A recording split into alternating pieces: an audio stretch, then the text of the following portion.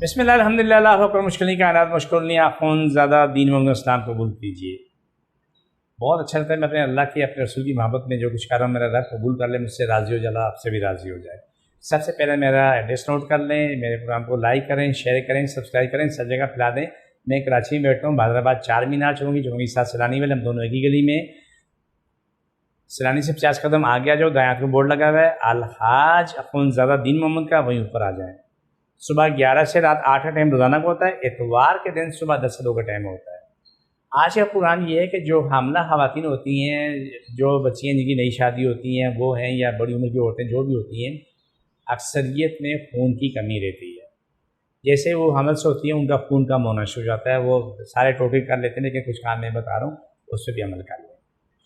سب سے پہلا کام تو یہ کریں کہ دن میں 2 دفعہ یا 3 دفعہ 2-5 کھجور کھا لیں۔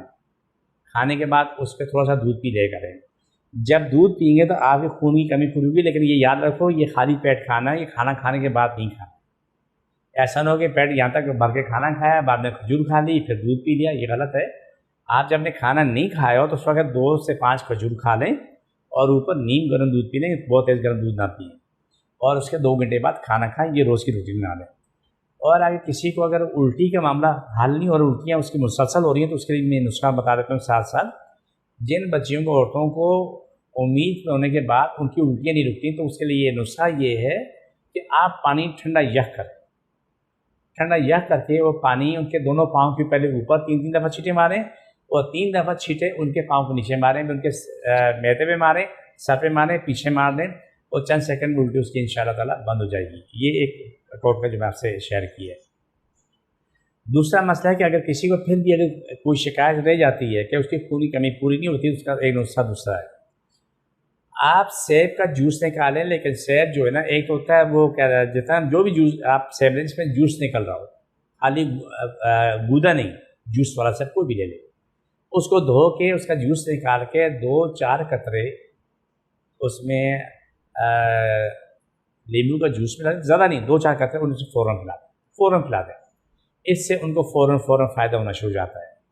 آپ جتنی دوائیں کھائیں گے وہ اپنی جگہ پہ، لیکن یہ 2 چیزیں کھائیں گے تو وہ اپنی جگہ پہ۔ پھر خون پورا کرنے کے لیے انار کا جوس بہترین چیز ہے۔ آپ انار کا جوس اس کو نکال کے کوئی چبا کے کھانا چاہے چبا کے کھا لے، لیکن اسی گٹلیوں کو تھوک دے، وہ پیٹ میں نہ جائیں تو بہتر ہے، کیونکہ سونف اور انار 2 چیزیں ایسی ہیں اگر اسی گٹلی کا اگر گردے میں پتھری بن جائے تو یہ بہت مشکل سے ٹوٹتی ہے، سونف اور انار۔ تو کوشش کریں کہ آپ چوس کے اسے پھینک دیں یا اس کا جوس نکال کے پی لیں، یہ بڑی آسانی ہو جائے گی۔ اس کے جوس نکالا، اس کے چھان کے پی لیا، اللہ خیصلہ آسان ہو جاتا ہے۔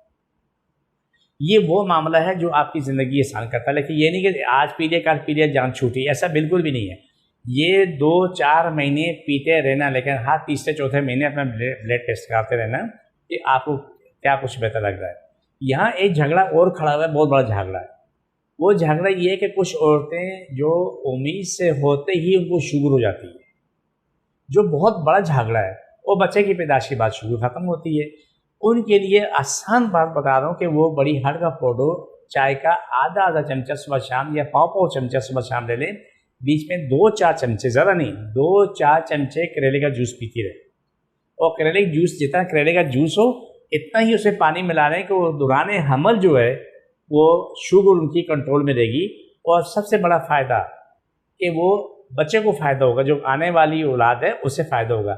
لیکن یہاں سب سے بڑا مسئلہ ایک اور بھی ہے، بہت ساری خواتین ایسی ہیں کہ جن کے پیٹ میں بچے مر جاتے ہیں، اس میں آپ ایک پروگرام کروں گا، وہ بلڈ پریشر ویسے بچے مرتے ہیں، میں نیکسٹ پروگرام میں آپ کو میں ڈیٹیل دوں گا۔ ابھی تو میں نے آپ کو یہ بتایا کہ جن کا دوران حمل جو خون کم ہوتا ہے، میں اگلے پروگرام میں آپ کو بتاؤں گا کہ بہت سی خواتین آتی ہیں، بچیاں آتی ہیں جن کی پہلا بچہ دوسرا بچہ ان کے پیٹ میں بچے مر گئے، کیونکہ بی پی اتنا ہائی ہوا کہ ان کے گردے بھی خراب ہوئے، بچہ بھی پیٹ میں مر گیا۔ اس میں آگے میں پروگرام کروں گا۔ ابھی پروگرام کا آخری حصہ شروع ہو رہا ہے، جس کو جہاں تکلیف ہے شوگر والوں کے لیے یاد رکھو، ایک ناف پہ، ایک پیٹھ پہ، پھر ایک دفعہ ناف پہ اور معدے پہ یاد رکھنی ہے۔ بسم اللہ الرحمن الرحیم، صلی اللہ علیہ وسلم، اللہ صاحب کی تکلیف ماری جن جاتے مشکل چھنے ختم شفا ملے مکمل شفا ملے۔ چھوڑو دوبارہ پکڑو، چھوڑو دوبارہ پکڑو، چھوڑو دوبارہ پکڑو، سب छोड़ दो। ये प्रोग्राम का आखिरी हिस्सा है। मुझे मेरी टीम को इजाज़त, फी माने।